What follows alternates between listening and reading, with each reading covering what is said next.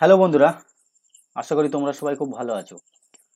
তো আজকের ভিডিওতে আমরা আলোচনা করব ব্রিটিশ আমলে ভারতে কিভাবে পাশ্চাত্য শিক্ষার বিকাশ হয় বা প্রসার হয়।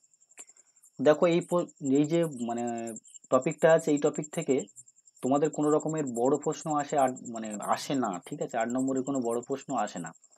সাধারণত এই টপিক থেকে অনেক ছোট প্রশ্ন আসে, ঠিক আছে?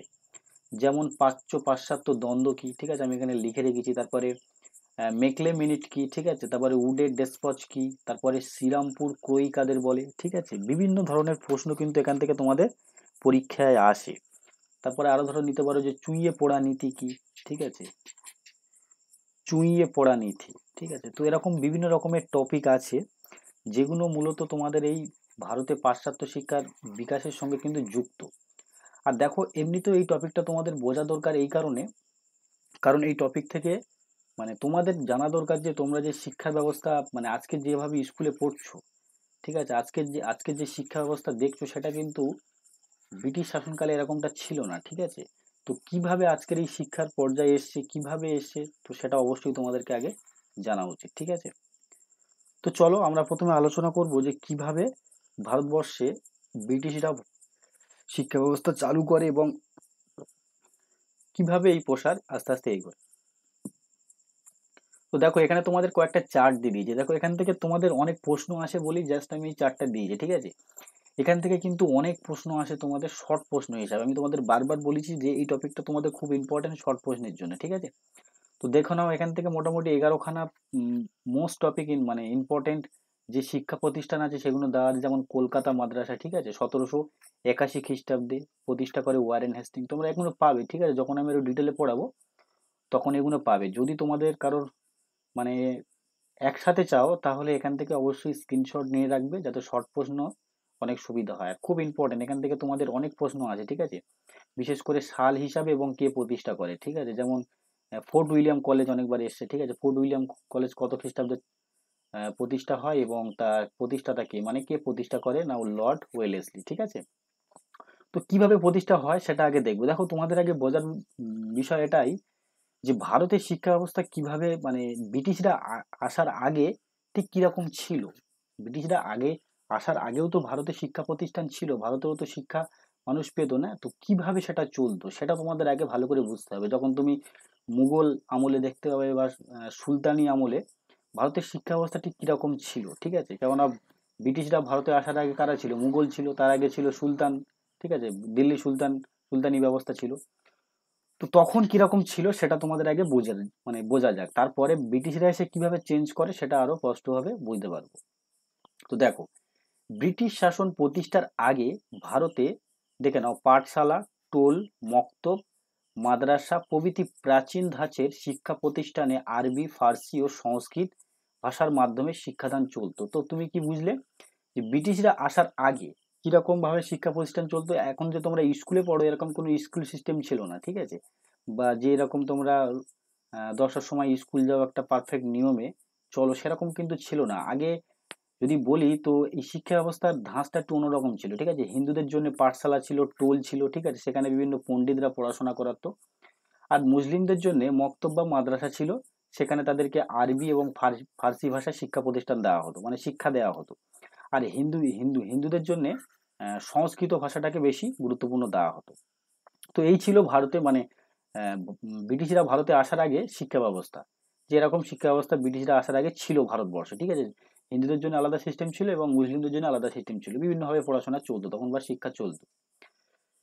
তারপরে দেখো, কিছু সাধারণ বিষয়ে প্রাথমিক জ্ঞান ও ধর্মীয় কাহিনী পাঠের মধ্যে এইসব প্রতিষ্ঠানে শিক্ষাদান সীমাবদ্ধ ছিল। এক্স্যাক্টলি এতটা আজকের যে তোমরা আধুনিক বিভিন্ন শিক্ষা পদ্ধতিতে পড়াশোনা করছো, যেমন আজকের দিনে দেখো, তুমি যদি এটা পড়ে থাকো তো আজকে অনলাইন ইউটিউবের মাধ্যমে তোমরা পড়াশোনা করছো। তখন তো এরকম সিস্টেম ছিল না, না? আর তখন এত আধুনিক জ্ঞান বিজ্ঞানও কিন্তু ভারতবর্ষে ছিল না। তখন কিরম দিকে পড়াশোনা ছিল না, প্রত্যেকটা যেমন মুসলিমদের জন্য তাদের ক্ষেত্রে বিশেষ করে কোরআন, ঠিক আছে? এবং হিন্দুদের জন্য তাদের ধর্মীয় গ্রন্থ হিসেবে পড়াশোনা বা শিক্ষাদান দেওয়া হতো। পড়াশোনাটা একটা ধর্মীয় আহ, গণ্ডির মধ্যে ছিল, ঠিক আছে? 1803 খ্রিস্টাব্দে বাংলার প্রায় প্রতিটি গ্রামে এইরূপ পাঠশালা ছিল বলে ওয়ার্ড তার বিবরণে উল্লেখ করেছেন। একজন ইংরেজ প্রশাসক তার একটা বইতে উল্লেখ করেছেন যে 1803 খ্রিস্টাব্দে, ঠিক আছে। তার আগে অনেক কটা বিদ্যালয় কিন্তু ভারতবর্ষে প্রতিষ্ঠিত হয়ে গেছে। বাংলা প্রদেশে মানে তখন মানে আমাদের যে বাংলা ছিল, এখনকার বাংলা তখনকার বাংলা বলতে আজকের পশ্চিমবঙ্গ, ঠিক আছে, তারপরে উড়িষ্যা, ঝাড়খণ্ড, বিহার, ঠিক আছে, পুরোপুরি বাংলাদেশ চলে আসে এর মধ্যে।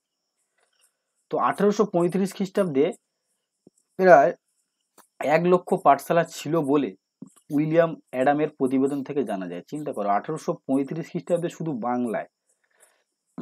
বাংলায় মানে বুঝতে পেরেছো, শুধু বাংলায় ছিল 1 লক্ষ পাঠশালা। তার মানে সারা ভারতবর্ষ জুড়ে কত ছিল। আর তখনকার দিনে তো পাকিস্তান সব প্রায় আফগানিস্তানের অনেক অংশ ভারতের মধ্যে ছিল। তো সারা ভারতবর্ষ জুড়ে বুঝতে পারছো যে কিরকম সিস্টেমে পড়াশোনা চলতো। তোমরা যদি কেউ গোপাল ভাঁড় দেখে থাকো তাহলে দেখবে ঠিক মানে বিভিন্নভাবে যে পাঠশালা ছিল, পাঠশালাতে পড়াশোনায় মানে কথাটা দেখা যায়। গোপাল ভাঁড় যারা দেখে থাকবে টিভিতে, তো তো মানে ওটা দেখে তোমরা বুঝতে পারবে যে হ্যাঁ তখনকার শিক্ষা পদ্ধতি বা শিক্ষা ব্যবস্থা ঠিক কিরকম ছিল। তো এই ছিল ভারতের শিক্ষা ব্যবস্থা, ঠিক আছে। ভালো করে বুঝবে যে এটা ব্রিটিশরা আসার আগে। এখন কেন এটা তোমাদেরকে বোঝা দরকার, কারণ ব্রিটিশরা আসে কিভাবে ভারতবর্ষের শিক্ষা ব্যবস্থা চেঞ্জ করবে বা পরিবর্তন করবে, তারপরে তোমরা ঠিকঠাক করে বুঝতে পারবে, ঠিক আছে। তো দেখো, তোমাদের আমি যদি এখানে আগে যে পয়েন্টগুলো পড়বে সেই পয়েন্টগুলো পড়ার আগে কয়েকটা কথা বলে নিই। ভারতের শিক্ষা ব্যবস্থা যদি খুব ডিটেলে দেখা যায় তাহলে 4 পর্যায়ে এগিয়েছিল। এক হচ্ছে ব্রিটিশ ইস্ট ইন্ডিয়া কোম্পানি বা সরকারি ইচ্ছা বলা চলে, ঠিক আছে। ব্রিটিশ ইস্ট ইন্ডিয়া কোম্পানি কি করেছিল। 2 নম্বর হচ্ছে বিভিন্ন মিশনারিরা এসেছিল, ঠিক আছে। বিভিন্ন খ্রিস্টান মিশনারিরা ভারতবর্ষে এসে শিক্ষা ব্যবস্থার একটা দর শুরু করেছিল। আর 3 নম্বর যদি বলি তো বিভিন্ন বিদেশি, ঠিক আছে, বিদেশি সাথে আবার কিছু দেশি বা বিদেশি এবং দেশি, ঠিক আছে। যদি বলি তো ব্রডলি ক্লাসিফিকেশন করি তাহলে এই 3 ভাবে শিক্ষা ব্যবস্থা এগিয়েছিল। মানে মানে ভারতের শিক্ষা ব্যবস্থার ক্ষেত্রে ব্রিটিশ ইস্ট ইন্ডিয়া কোম্পানি বা তখনকার যে ব্রিটিশ সরকার ছিল তাদের একটা ভূমিকা ছিল। ভারতের শিক্ষা ব্যবস্থার ক্ষেত্রে খ্রিস্টান মিশনারিদের একটা ভূমিকা ছিল। আর ভারতের শিক্ষা ব্যবস্থার ক্ষেত্রে বিদেশি এবং বিভিন্ন ভারতীয়দের ভূমিকাও ছিল, যেমন রাজা রামমোহন রায়, ঠিক আছে, তারপর ঈশ্বরচন্দ্র বিদ্যাসাগর, এদেরও ভূমিকা ছিল। সাথে যদি বলি বিদেশিদের মধ্যে তাহলে ডেভিড হেয়ার, ঠিক আছে, তারপরে আহ, বেথুন, তোমরা বেথুন স্কুলের নাম শুনেছো তো, যখন পড়বে তখন বুঝতে পারবে, ঠিক আছে। তো এইভাবে যদি বলি ডিটেলে তাহলে কটা পর্যায়ে এগিয়েছিল না, 3টে পর্যায়ে। একদম সহজ করে মনে রাখবে, 3টে পর্যায়ে ভারতের শিক্ষা ব্যবস্থা এগিয়েছিল। এক হচ্ছে ব্রিটিশ সরকার, আমি শর্ট ফর্মে লিখছি। আর 2 হচ্ছে মিশনারিরা। আর 3 হচ্ছে বিভিন্ন ব্যক্তি কেন্দ্রিক, ঠিক আছে, মানে বিভিন্ন ব্যক্তিরা নিজেদের ব্যক্তিগত স্বার্থে বা স্বার্থে বলা ভুল হবে, ব্যক্তিগত ইচ্ছায় বিভিন্ন শিক্ষা প্রতিষ্ঠান ভারতে প্রতিষ্ঠা করেছিল। তো প্রথমে আমরা ভারতের শিক্ষা ব্যবস্থার ক্ষেত্রে ব্রিটিশ সরকার, ঠিক আছে, ব্রিটিশ সরকার কিভাবে শিক্ষা ব্যবস্থাকে এগিয়েছিল সেটা দেখবো। একদম পুরো মাথায় ক্রিস্টাল ক্লিয়ার হওয়া দরকার যে কোন পর্যায় থেকে কিভাবে যাচ্ছে। তুমি যদি বিভিন্ন বইয়ে দেখে থাকবে ভারতের শিক্ষা ব্যবস্থার ক্ষেত্রে এরকমই সিস্টেম আছে, ঠিক আছে, যে সরকারিভাবে কিভাবে ভারতের শিক্ষা ব্যবস্থা এগিয়েছিল, তারপরে খ্রিস্টান মিশনারিরা কিভাবে ভারতবর্ষের শিক্ষা ব্যবস্থার প্রসার ঘটিয়েছিল, আর 4 নম্বর হচ্ছে বিভিন্ন ব্যক্তিরা মানে তাদের ব্যক্তিগত পর্যায়ে বিভিন্ন বিদ্যালয় তৈরি করেছিল। তো তোমাদের বলে রাখি, যদি কোনো শব্দ হয়ে থাকে তাহলে ঠিকঠাক করে একটু ম্যানেজ করে নিও, কেননা এখানে আমি যেখানে ভিডিও করি সেখানে একটু শব্দ হয়, ঠিক আছে। দিনের বেলা ভিডিও করতে পারি না, একমাত্র রাতেই ভিডিও করতে হয়। রাতে যেখানে ভিডিও করি সেখানে বিভিন্ন ঝিঁঝি পোকা টিঝি পোকা আছে, তো শব্দ হয়, তো তোমরা কিছু মনে করবে না, ঠিক আছে। তো দেখো, প্রথমে আমরা দেখবো সরকারি অনিচ্ছা, ঠিক আছে। সরকারি অনিচ্ছা মানে সরকার কিভাবে প্রথমে করে। তোমাদের যেটা বললাম এক্ষুনি পয়েন্টে, ঠিক আছে। ভারতে ব্রিটিশ শাসন প্রতিষ্ঠার প্রথম পর্বে ব্রিটিশ ইস্ট ইন্ডিয়া কোম্পানি মনে করতো যে পাশ্চাত্য শিক্ষার প্রভাবে ভারতীয়দের স্বাধীনতার আকাঙ্ক্ষা জেগে উঠবে এবং এদেশে ব্রিটিশ শাসনের অবসান ঘটবে। ভালো করে বোঝে, একদম ঠিক। ব্রিটিশরা সত্যিকারই খুব চালাক ছিল। কেননা ব্রিটিশ, তুই যদি ইংল্যান্ডে দেখে থাকো তো ইংল্যান্ডে আধুনিক শিক্ষা ব্যবস্থা চলে এসেছিল। আর আধুনিক শিক্ষা ব্যবস্থা আসার ফলে মানুষের মধ্যে বিভিন্ন রকমের স্বাধীনতা, ঠিক আছে, বিভিন্ন জিনিস মানে তাদের মধ্যে একটা নবজাগরণ, মানে আলোর একটা শিক্ষার যে আলো সেটা তাদের মনে পৌঁছে গিয়েছিল। এর ফলে কি হয়, ব্রিটিশরা প্রথমে মনে করে যদি ভারতবর্ষেতে পাশ্চাত্য শিক্ষার প্রসার আমরা ঘটাই তাহলে কি হবে না, এই দেশের মানুষ সেই শিক্ষায় শিক্ষিত হয়ে আমাদের বিরুদ্ধে কি করবে না, বিভিন্ন বিদ্রোহে অংশগ্রহণ করবে, ঠিক আছে। তো এই জন্য প্রথমে ওরা ভারতের শিক্ষা ব্যবস্থার ক্ষেত্রে অনীহা প্রকাশ করে, ঠিক আছে। এই জন্য কোম্পানি এদেশের সংস্কৃত, আরবি, ফার্সি শিক্ষাকেই উৎসাহ দেয় প্রথম পর্বে দেখা যায়, ঠিক আছে। মানে প্রথম পর্বে বিশেষ করে তোমাদের বললাম সংস্কৃত হিন্দুদের জন্য এবং আরবি এবং ফার্সি মুসলিমদের জন্য, ঠিক আছে। তো এই উদ্দেশ্যে দেখে নাও, এই উদ্দেশ্যে বলতে প্রথম একদম মানে ব্রিটিশ ইস্ট ইন্ডিয়া কোম্পানি সরকারিভাবে প্রথম যে বিদ্যালয় প্রতিষ্ঠা করেছিল সেটা হচ্ছে কলকাতা মাদ্রাসা, ঠিক আছে? কত খ্রিস্টাব্দে? না 1781 খ্রিস্টাব্দে। কেন প্রতিষ্ঠা করেছিল? দেখো এর নামের মধ্যেই ভালো করে মনে রাখবে যে মাদ্রাসা নাম আছে, তো কলকাতা মাদ্রাসা। মাদ্রাসা তো সাধারণ বিষয়, সেখানে যদি খারাপ মনে করবে না তোমরা, সেখানে বিভিন্ন মুসলিম আইন ফাইন পড়ার জন্য বিভিন্ন, যেমন তখনকার সময় বিভিন্ন মুসলিম আইন ছিল ভারতবর্ষের বুকে, ঠিক আছে? বিভিন্ন ধরনের মুসলিম কালচার ছিল, সেইগুলোকে জানার জন্য ওয়ারেন হেস্টিং, তোমরা যদি দেখে থাকো আগের লিস্টটা ভালো করে বুঝতে পারবে, 1781 খ্রিস্টাব্দে ওয়ারেন হেস্টিং কলকাতা মাদ্রাসা প্রতিষ্ঠা করে। কত সালে? না 1781 খ্রিস্টাব্দে। 2 নম্বর আসছে এশিয়াটিক সোসাইটি। এশিয়াটিক সোসাইটি প্রতিষ্ঠিত হয় ঠিক তার 3 বছর পর, ঠিক আছে? 1784 খ্রিস্টাব্দে। কেন প্রতিষ্ঠিত হয়েছিল? কোনো একটা কারণ তো আছে। তো মনে রাখবে এশিয়াটিক সোসাইটি প্রতিষ্ঠা ক্ষেত্রে সব থেকে বড় ভূমিকা ছিল তখনকার সময়ে ভারতবর্ষের সোসাইটিকে বুঝতে, ভালো করে বুঝবে। এই যে তোমরা চারটে জিনিস, মানে চারটে প্রতিষ্ঠান পড়বে, কলকাতা মাদ্রাসা, এশিয়াটিক সোসাইটি, বারাণসী সংস্কৃত কলেজ এবং ফোর্ট উইলিয়াম কলেজ, এই যে চারটে প্রতিষ্ঠান পড়বে সরকারিভাবে তৈরি হয়েছিল। এদের প্রধান উদ্দেশ্য ছিল ভারতের যে সংস্কৃত ছিল, ভারতের যে কালচার ছিল সেটাকে জানা। দেখো একটা দেশকে যদি তুমি শাসন করতে চাও তাহলে সেই দেশের বিষয়ে জানতে হবে। ব্রিটিশরাও এটা বুঝে গিয়েছিল। কিভাবে বুঝে গিয়েছিল? তারা এই দেশে যখন বিভিন্নভাবে মানে রাজনৈতিক ক্ষমতার অধিকার করে, তখন তারা বুঝতে পেরেছিল তারা এদেশে শাসন করবে, কিন্তু এদেশে কিভাবে শাসন করবে? এই দেশ সম্পর্কে তো তারা জানে না, এই দেশের মানুষ সম্পর্কে তো তারা জানে না, এই দেশের সংস্কৃত সম্পর্কে তো তারা জানে না, না? তো সেগুলো জানতে তারা বিভিন্ন বিদ্যালয় তৈরি করেছিল, তার মধ্যে এই চারটে হচ্ছে প্রমিনেন্ট, ঠিক আছে? প্রথম হচ্ছে কলকাতা মাদ্রাসা, মূলত বিভিন্ন মুসলিম সংস্কৃতিকে জানার জন্য তারা এটা প্রতিষ্ঠা করেছিল। এশিয়াটিক সোসাইটি প্রতিষ্ঠিত করেছিল বিভিন্ন ধরনের তখনকার যেসব প্রাচীন ভারতীয় গ্রন্থ ছিল সেগুলোকে পড়ার জন্য। আর যদি বলি এই এশিয়াটিক সোসাইটি থেকে বিভিন্ন ধরনের ধর্মগ্রন্থ ইংলিশে ট্রান্সলেশন হয়, ঠিক আছে? এশিয়াটিক সোসাইটি থেকে বিভিন্ন ধর্মগ্রন্থ কি হয়? ট্রান্সলেটেড হয়, যেমন ভগবত গীতা, ঠিক আছে? আরো যত রকমের ভারতবর্ষের প্রাচীন গ্রন্থ আছে এগুলোকে ট্রান্সলেশন হয় এশিয়াটিক সোসাইটিতে। কেন পড়ছে এরা? ভারতবর্ষকে জানার জন্য। ভারতবর্ষকে না জেনে তুমি ভারতবর্ষে শাসন করতে পারবে না। 2 নম্বর হচ্ছে বারাণসী সংস্কৃত কলেজ। এ কেন প্রতিষ্ঠিত হয়? দেখো এটা প্রতিষ্ঠিত হওয়ার মূল কারণ ছিল তখনকার যে হিন্দু সমাজে বিভিন্ন ধরনের যে দর্শন ছিল, হিন্দু ধর্মের যে বিভিন্ন আইন ছিল সেগুলোকে পড়ার জন্য মূলত এই বারাণসী সংস্কৃত কলেজ প্রতিষ্ঠিত হয়। দেখো আমি এই বিষয়ে ডিটেলে তোমাদেরকে এক্ষুনি বলে চলে গেলাম যে হ্যাঁ 1761 খ্রিস্টাব্দে কলকাতা মাদ্রাসা, 1784 খ্রিস্টাব্দে এশিয়াটিক সোসাইটি, ঠিক আছে? 1791 খ্রিস্টাব্দে বারাণসী সংস্কৃত কলেজ। এগুলো যদি র্যান্ডাম বলে যাই না তো মনে থাকবে না। যখন তোমাদেরকে এর পিছনের উদ্দেশ্যগুলো তোমাদের মনে থাকবে, মানে বুঝতে পারবে যে হ্যাঁ কেন প্রতিষ্ঠিত হয়েছিল, তখন একটু হলেও তোমাদের মাথায় এটা কিক থাকবে, মানে রিমেম্বার থাকবে যে হ্যাঁ এই বিদ্যালয়ের প্রতিষ্ঠাগুলো এই উদ্দেশ্যে ছিল, ঠিক আছে? এই চারটি মূল প্রভিডেন্ট ছিল, যার প্রধান উদ্দেশ্য ছিল ভারতের সংস্কৃতিকে জানা, ভারতবর্ষকে জানা। তো বারাণসী সংস্কৃত কলেজ হিন্দু নিয়ম এবং যত হিন্দু দর্শন ছিল সেগুলোকে জানার জন্য ব্রিটিশরা মোটামুটি প্রতিষ্ঠা করে। তারপরে হচ্ছে ফোর্ট উইলিয়াম কলেজ। এটা তোমাদের পরীক্ষায় অনেকবার এসছে, 1800 খ্রিস্টাব্দে পুরোপুরি, লর্ড ওয়েলেসলি তোমরা দেখেছিলে। তো ফোর্ট উইলিয়াম কলেজ কেন প্রতিষ্ঠিত হয়? দেখো ফোর্ট উইলিয়াম কলেজের প্রতিষ্ঠার মূল কারণ ছিল ব্রিটিশ থেকে, মানে ব্রিটেন থেকে যেসব কি বলবো, ব্রিটিশ কর্মচারীরা ভারতবর্ষে আসতো তাদেরকে ভারতবর্ষে কিভাবে শাসন করতে হবে সে বিষয়ে, মানে প্রশাসনিক বিষয়ে জ্ঞান দেওয়ার জন্য এই ফোর্ট উইলিয়াম কলেজ কিন্তু প্রতিষ্ঠিত হয়, ঠিক আছে? তো একদম পুরোপুরি ক্রিস্টাল হয়ে গেল যে সরকারের অনিচ্ছা। কেন অনিচ্ছা? তো বুঝতেই পারছো, তারা শুধু এইগুলো প্রতিষ্ঠিত করেছিল মানে ভারতীয়দের পড়াশোনার জন্য নয়, নিজেদের স্বার্থের জন্য। কলকাতা মাদ্রাসা, ঠিক আছে? বিভিন্ন ধরনের মুসলিম সোসাইটিকে ভালো করে জানার জন্য, এশিয়াটিক সোসাইটি, ঠিক আছে? বিভিন্ন প্রাচীন ধর্মগ্রন্থ পড়ার জন্য। বারাণসী সংস্কৃত কলেজ, ঠিক আছে? বিভিন্ন ধরনের হিন্দু দর্শন, হিন্দু নিয়মকে পড়ার জন্য। ফোর্ট উইলিয়াম কলেজ ব্রিটিশ থেকে যেসব, ব্রিটেন থেকে যেসব মানে কর্মচারীরা আসে তাদেরকে শিক্ষা দেওয়ার জন্য কিভাবে ভারতবর্ষে শাসন করতে হবে, কি করতে হবে। তো এই হচ্ছে চারটে প্রমিনেন্ট, একদম পুরোপুরি সরকারিভাবে, ঠিক আছে? ব্রিটিশ সরকারিভাবে এই চারটে প্রথমে প্রতিষ্ঠিত হয়। আর কে কখন প্রতিষ্ঠিত হয়েছিল দেখো আমি ফার্স্ট এতে কিন্তু বলে দিই, এই চারটে দেখে নাও।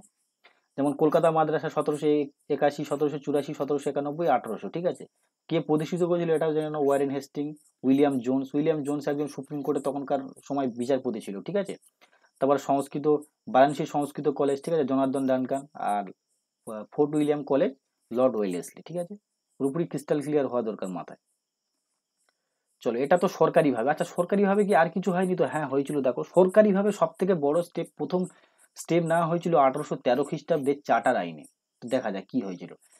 ব্রিটিশ সরকারের কয়েকটি ঘোষণা ভারতে পাশ্চাত্য শিক্ষার প্রসারে সহায়তা করে। যেমন দেখে নাও, ইস্ট ইন্ডিয়া কোম্পানি 1813 খ্রিস্টাব্দে চার্টার আইনের দ্বারা ঘোষণা করে যে ভারতীয় জনশিক্ষার জন্য ইস্ট ইন্ডিয়া কোম্পানি প্রতি বছর 1 লাখ টাকা করে ব্যয় করবে। মানে ব্রিটিশ সরকার প্রাথমিক পর্যায়ে সবার প্রথম যদি কোনো রকমের শিক্ষা মানে ভারতবর্ষের শিক্ষা ব্যবস্থায় চেঞ্জ করার জন্য স্টেপ নেয়, তো এইটা হচ্ছে সবার প্রথম। কত না 1813 খ্রিস্টাব্দের চার্টার অ্যাক্ট, তোমরা নিশ্চয়ই পড়েছো এর আগের চ্যাপ্টারে, ঠিক আছে? যদি আমি পড়াইনি, তোমাদের বইয়ে আছে, ভালো করে দেখে নেবে। কেননা এত ডিটেলে পড়ালে মাথা খারাপ হয়ে যাবে, ঠিক আছে?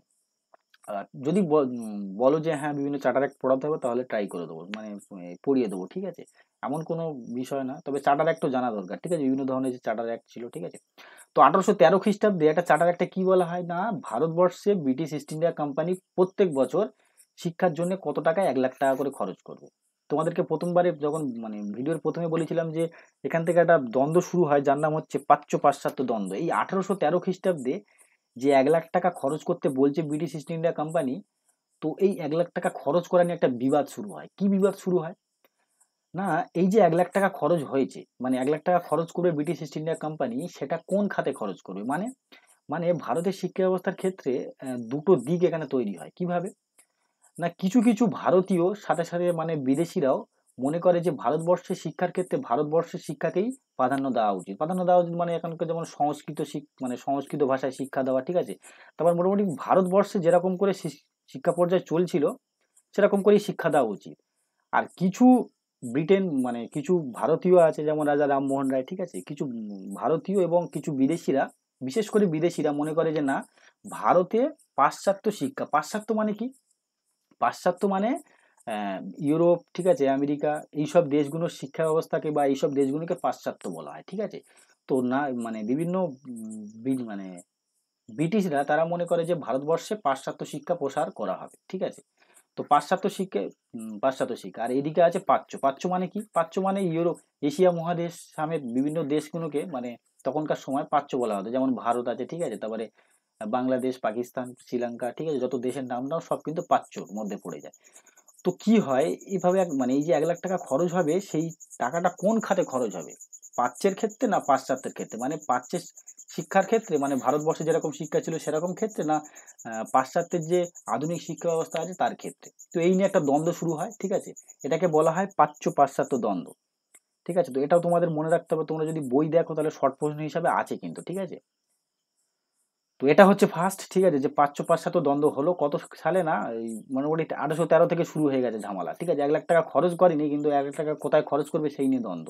প্রাচ্য পাশ্চাত্য দ্বন্দ্ব, একদল মনে করে যে ভারতীয় শিক্ষা ব্যবস্থায় চলা দরকার, তাদেরকে বলা হয় প্রাচ্যবাদী, ঠিক আছে? প্রাচ্যবাদী, প্রাচ্যবাদী। আর একদল বিভিন্ন শিক্ষাবিদরা মনে করছে যে না, পাশ্চাত্য শিক্ষা ভারতবর্ষে প্রবর্তন করা উচিত, তো তাদেরকে বলা হয় পাশ্চাত্যবাদী, ঠিক আছে? দেখো এখানে ডিটেলে দেওয়া নেই, কিন্তু আমি তোমাদেরকে বলে দিচ্ছি, তোমরা বইও এরকম পাবে, আর যদি শর্ট প্রশ্ন দেখো তাহলে এরকম করে পেয়ে যাবে। তো এটা গেল প্রথম ঝামেলা, মানে 1,00,000 টাকা তো দেবে বলেছে, ভালো করে দেখো শিক্ষা ব্যবস্থা কিছু হচ্ছে না, দ্বন্দ্ব চলছে। এবার এই দ্বন্দ্ব দেখো 1813 থেকে 1800 প্রায় 35-এ, 1813-তে শুরু হয়েছিল আর 1835-এ গিয়ে শেষ হচ্ছে। যদি তুমি অলমোস্ট দেখো তাহলে প্রায় 20-22 বছর মতন, ঠিক আছে? প্রায় 20-22 বছর মতো শুধু এই ঝামেলা চলেছে যে কোন বিষয়ে শিক্ষা দেওয়া চলবে, ঠিক আছে? তো এই দ্বন্দ্বের অবসান ঘটে 1835 খ্রিস্টাব্দে। কি হয় না, জনশিক্ষা কমিটি, জনশিক্ষা কমিটি কি না, এই 1813 খ্রিস্টাব্দে যে 1,00,000 টাকা খরচ করা হবে তাতে বলা হয়েছিল একটা শিক্ষা কমিটি গঠন করা হবে, তো একটা জনশিক্ষা কমিটি গঠন করা হয়েছিল। তো এই জনশিক্ষা কমিটির সভাপতি ছিল মেকলে, ঠিক আছে? মেকলের পুরো নাম হচ্ছে টমাস ব্যাবিংটন মেকলে, ঠিক আছে? তো এই জনশিক্ষা কমিটির সভাপতি কে ছিল, মেকলে, মানে টমাস বেবিলটন মেকলে 1835 খ্রিস্টাব্দে ভারতে ইংরেজি শিক্ষার প্রসারকে সরকারি নীতি হিসাবে ঘোষণা করেন। মানে কি, এই যে ঝামেলাটা চলছিল, কোন ঝামেলাটা, দিয়ে পাশ্চ আর পাশ্চাত্য নিয়ে দ্বন্দ্ব চলছিল, পাশ্চ আর পাশ্চাত্য, এই দ্বন্দ্বটা পাশ্চাত্য, এই দ্বন্দ্বটা শেষ হয় 1835 খ্রিস্টাব্দে। কিভাবে না, এই মেকলে মিনিটের দ্বারা। মেকলে মিনিটে বলা হয় যে হ্যাঁ, ভারতে ইংরেজি শিক্ষাকেই গুরুত্ব দেওয়া হবে, ঠিক আছে? মানে পাশ্চাত্যবাদীরা, যদি সহজ কথা বলি, যে জিতে যায়, ঠিক আছে? আর পাশ্চবাদীরা, এখানে পাশ্চবাদীর যে ভারতীয় শিক্ষা আছে সেটা পুরোপুরি চাপা পড়ে যায়, মানে সংস্কৃত শিক্ষা ব্যবস্থা পুরোপুরি ভেঙে পড়ে যায়। তো এবার বুঝতে পেরেছো নিশ্চয়ই যে মেকলে মিনিট কি। দেখো মেকলে মিনিটের সব থেকে বড় গুরুত্ব এই যে পাশ্চাত্য দ্বন্দ্ব সেটাকে খতম করা, ঠিক আছে? খতম করে আরো বিভিন্ন ধরনের গুরুত্ব আর যদি বলি, তো 1835 খ্রিস্টাব্দের এই মেকলে মিনিটের পরেই কিন্তু ভারতবর্ষে কলকাতা মেডিকেল কলেজ, ভালো করে মনে করো, কলকাতা মেডিকেল কলেজ প্রতিষ্ঠিত হয়েছিল। কলকাতা মেডিকেল কলেজ, আমাকে এটা বলো কমেন্ট বক্সে যে কলকাতা মেডিকেল কলেজ কত সালে প্রতিষ্ঠিত হয়েছিল।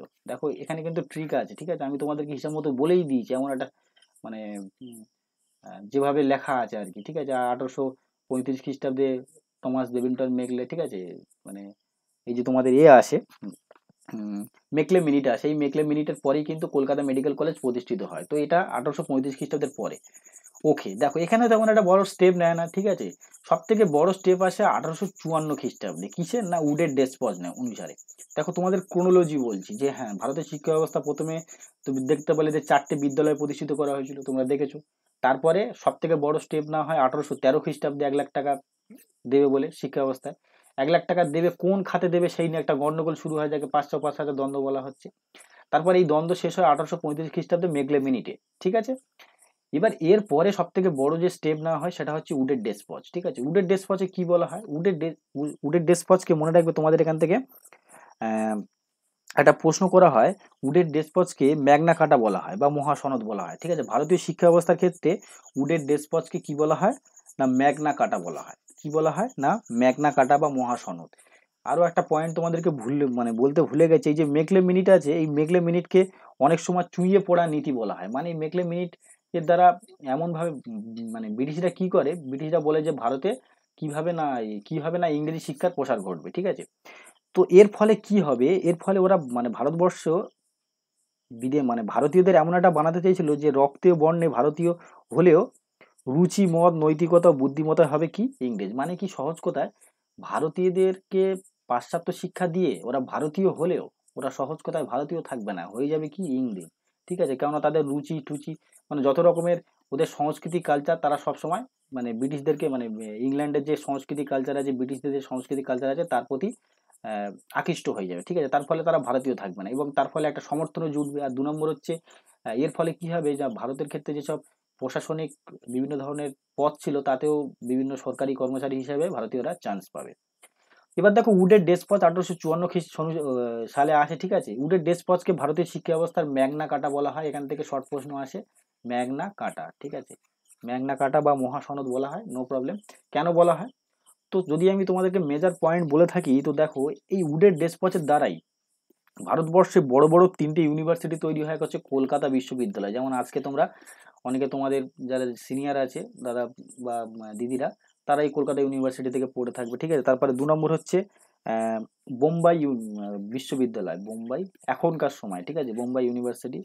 আর 2 নম্বর হচ্ছে মাদ্রাজ, ঠিক আছে। তখনকার সময় যে 3টে প্রেসিডেন্সি ছিল প্রেসিডেন্ট, ঠিক আছে, বাংলা, বিহার আর বাংলা, বোম্বাই আর মাদ্রাজ, সেই অনুসারে এই 3টে প্রেসিডেন্সিতে কি করা হয় না 3টে বিশ্ববিদ্যালয় তৈরি হয়। আর এটা বিরাট বড় একটা পয়েন্ট ছিল, ঠিক আছে। যে এই যে উডের ডেসপচের দ্বারা কি হয় না ভারতবর্ষের ক্ষেত্রে 3টে বড় বড় বিশ্ববিদ্যালয়, যেটা আজকেরও আছে, আজকের দিনেও আছে, কলকাতা বিশ্ববিদ্যালয় তোমরা অনেকে পড়ে থাকবে, বোম্বাই আর মাদ্রাজ, ঠিক আছে।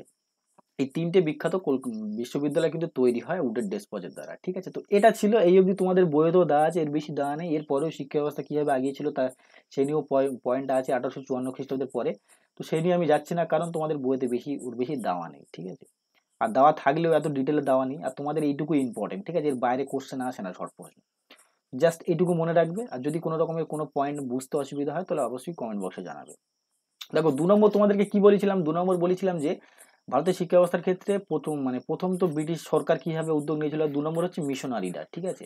মিশনারিরা কিভাবে, মিশনারিরা দেখো, মিশনারিদের মধ্যে বিভিন্ন রকমের পার্থক্য প্রকার ছিল। বিভিন্ন দেশ থেকে বিভিন্ন সময় বিভিন্ন রকমের মিশনারিরা এসেছিল। তো সব থেকে প্রথম যে এসেছিল সেটা হচ্ছে দেখে নাও শ্রীরামপুর মিশনারিদের উদ্যোগ। দেখে নাও, ভারতে খ্রিস্ট ধর্মের প্রচারের উদ্দেশ্যে শ্রীরামপুরের খ্রিস্টান মিশনারি বা ধর্ম প্রচারকগণ দেশের বিভিন্ন অঞ্চলে ইংরেজি ও পাশ্চাত্য শিক্ষা প্রতিষ্ঠান গড়ে তোলেন। সবার প্রথম কোনো মিশনারিরা যদি সবার প্রথম উদ্যোগ নিয়ে থাকে, সেটা হচ্ছে কারা না শ্রীরামপুর মিশনারিরা। শ্রীরামপুরের যেসব খ্রিস্টান মিশনারি ছিল তারা। এদের মধ্যে দেখো উইলিয়াম ওয়ার্ড ও উইলিয়াম কেরি 1800 খ্রিস্টাব্দে শ্রীরামপুরে ব্যাপটিস্ট মিশন প্রতিষ্ঠা করেন। এটাও তোমাদের অনেকবার প্রশ্ন এসছে। আর এখান থেকে একটা প্রশ্ন আসে, শ্রীরামপুর ক্রয়ী কাদের বলা হয়, ঠিক আছে। এক হচ্ছে তোমাদের উইলিয়াম মার্সম্যান, উইলিয়াম ওয়ার্ড এবং উইলিয়াম কেরি, এই 3জনকে ক্রয়ী বলা হয়। ক্রয়ী মানে কি 3জন, ঠিক আছে। তো শ্রীরামপুর ক্রয়ী কাদের বলা হয়, এই 3জনকে। এদের প্রত্যেকের আগে আছে একটা উইলিয়াম, ঠিক আছে, William Carey Marshman, William Ward আর উইলিয়াম কেরি। এরা 1800 খ্রিস্টাব্দে, এটাও প্রশ্ন আসে, 1800 খ্রিস্টাব্দে কি হয়, 1800 খ্রিস্টাব্দে ব্যাপটিস্ট মিশন প্রতিষ্ঠা করে। আর স্টুডেন্টদের এখানে একটা কনফিউশন আছে, আমি যখন পড়াই তখন দেখেছি বিভিন্ন স্টুডেন্টরা ওই যে তোমাদেরকে একটু আগে যে পয়েন্ট পড়িয়েছিলাম, তোমরা যদি ভালো করে দেখে থাকবে যে এক্ষুনি দেখাই তাহলে বুঝতে পারবে, ঠিক আছে, কারণ কনফিউশন হতে পারে মেবি। দেখো এইখানে স্টুডেন্টরা গুলিয়ে ফেলে যে ফোর্ট উইলিয়াম কলেজের সঙ্গে শ্রীরামপুর মিশনকে গুলিয়ে ফেলে। দেখো ফোর্ট উইলিয়াম কলেজও কিন্তু 1800 খ্রিস্টাব্দেই গঠিত হয়েছে, কিন্তু এটা একটা কলেজ ছিল, ঠিক আছে। আর শ্রীরামপুর মিশন সেটাও 1800 খ্রিস্টাব্দে গঠিত হয়েছে, তো কনফিউশন একদম হবে না, ঠিক আছে। 1800 খ্রিস্টাব্দে ব্যাপটিস্ট মিশন কিন্তু প্রতিষ্ঠিত হয়, ঠিক আছে, কোথায় না সে কোথায়, শ্রীরামপুরে, ঠিক আছে, তো কনফিউশন একদম হবে না।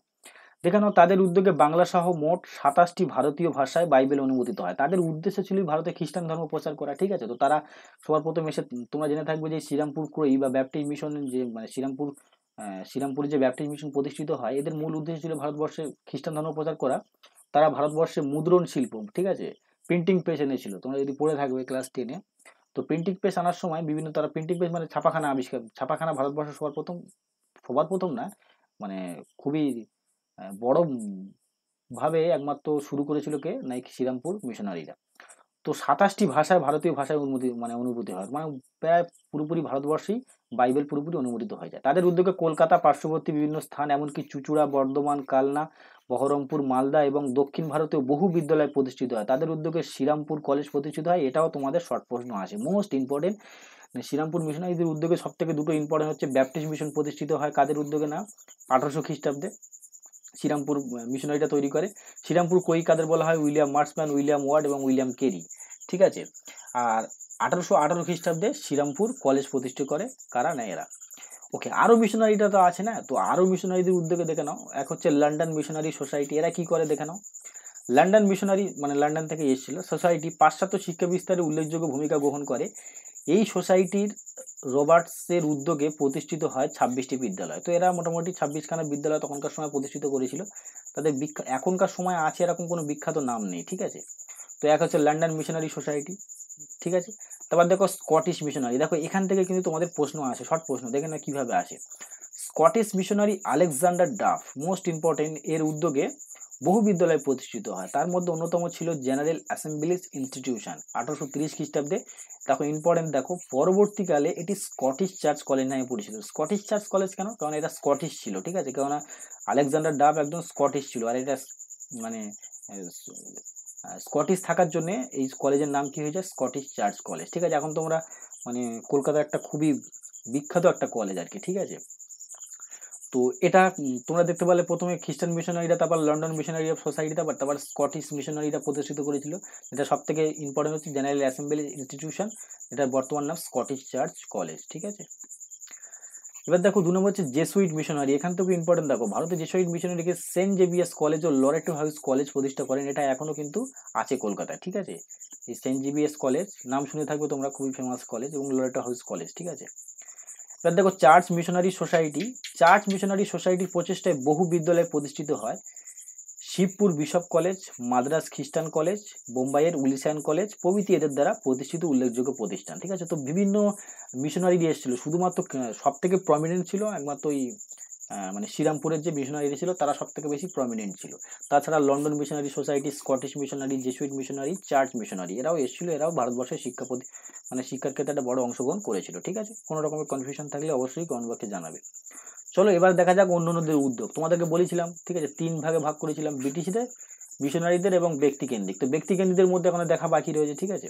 তো ব্যক্তিকেন্দ্রিকের মধ্যে কারা কারা আছে, তো দেখো কলকাতায় রামমোহন রায় 1822 খ্রিস্টাব্দে অ্যাংলো হিন্দু কলেজ ও ডেভিড হেয়ার 1818 খ্রিস্টাব্দে একটি ইংরেজি বিদ্যালয় প্রতিষ্ঠা করেন। এটা মোটামুটি ছোটখাটো বিদ্যালয়। তোমরা যখন রাজা রামমোহন রায়ের শিক্ষা সংস্কার পড়বে তখন কিন্তু এই অ্যাংলো হিন্দু স্কুল এটা তখন তোমরা অবশ্যই লিখতে পারো, ঠিক আছে, কারণ রাজা রামমোহন রায়ের শিক্ষা সংস্কার আছে।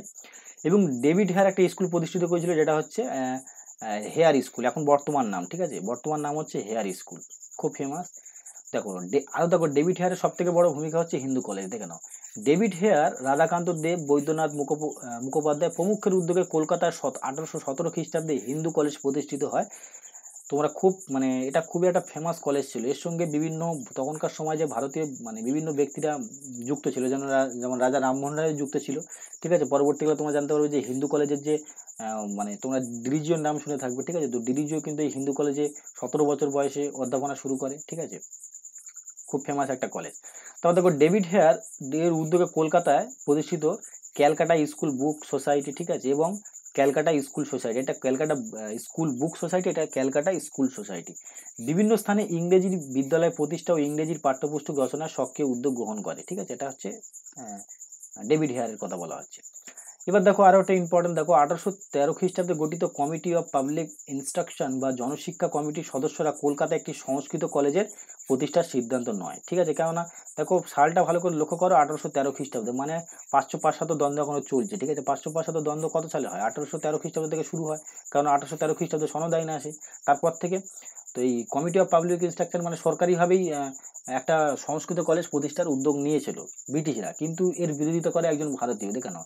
এই সিদ্ধান্তের পরিপ্রেক্ষিতে রাজা রামমোহন রায় তৎকালীন গভর্নর জেনারেল লর্ড আমহার্স্টকে একটি চিঠি লিখে 1723 খ্রিস্টাব্দে সংস্কৃত শিক্ষার পরিবর্তে ভারতে আধুনিক শিক্ষার আধুনিক বিজ্ঞান ও পাশ্চাত্য শিক্ষা প্রবর্তনের দাবি জানান। তোমাদেরকে বলেছিলাম যে পাশ্চাত্য দ্বন্দ্ব ছিল।